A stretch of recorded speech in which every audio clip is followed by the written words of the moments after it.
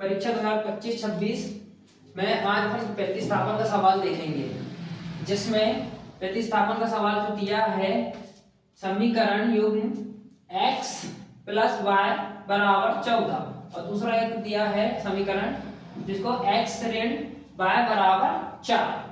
तो अपन आज इसको सॉल्व करेंगे प्रतिस्थापन विधि के द्वारा। तो समीकरण के तौर पर देखते हैं तो दिया है कि पहला समीकरण कौन सा दिया है x धन y बराबर 14, इसको अपन क्या दे देंगे समीकरण ए।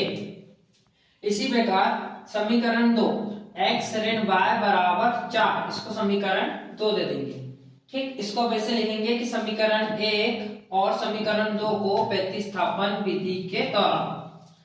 तो अब इसमें से समीकरण 1 को अपन को x और y का मान निकालना है, तो समीकरण 1 व 2 में से कोई भी समीकरण को दोनों में से समीकरण 1 को ले सकते हैं। जिसमें समीकरण 2 को लिया तो समीकरण 2 क्या है x ऋण y बराबर 4। अब इसमें एक पक्ष का मान निकालना है तो x का निकालो चाहे y का निकालो।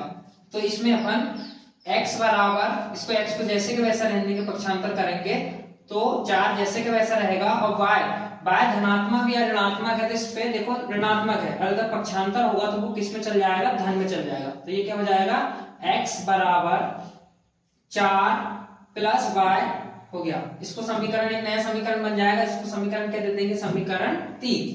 ठीक, अब इसी प्रकार से समीकरण का जो मान निकला है इसमें से इस समीकरण चाहे 1 में रखेंगे चाहे 2 में रखेंगे। तो समीकरण जिसको समीकरण 2 से लिए तो इसलिए अपन समीकरण 2 में नहीं रख सकते, उसको किस में रखेंगे समीकरण 1 पे रखेंगे।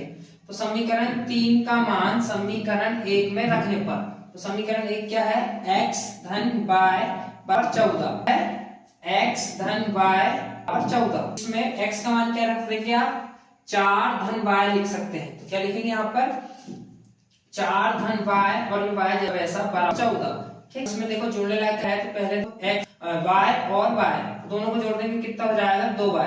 ठीक, अब इसमें चला आ गया है समीकरण में तो इसको क्या कर देंगे चर एक संख्या का मान निकालना है तो चर राशि एक तरफ अचर राशि एक तरफ कर देंगे, तो पक्षांतर कर देंगे तो क्या हो जाएगा देखो 2y जैसे का वैसा 14 उतार लिए।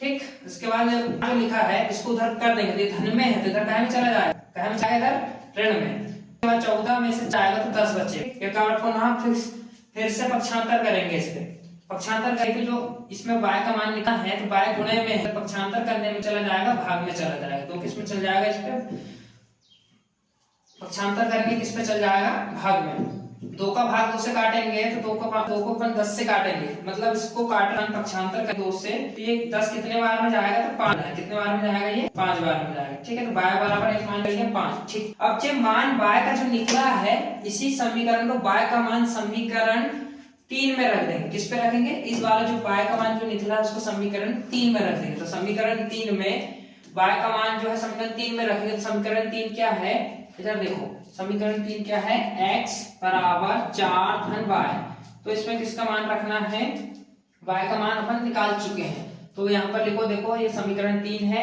x बराबर 4 y। तो इसमें का मान रख देंगे तो y का मान कितना लिखना है इधर तो y का निकला है 5, तो y के स्थान पर कितना लिख देना है 5 लिख देंगे। ये जाएगा 4 और 5 कितना हो जाएगा, इसको जोड़ेंगे तो कितना हो जाएगा 9। ठीक, तो इस पे y बराबर 5 हो गया एक और दूसरा क्या निकल गया x बराबर 9। तो अतः x बराबर 9 और y बराबर 5 क्या लिख सकते हैं x बराबर 9 और y बराबर 5, यही आंसर हो।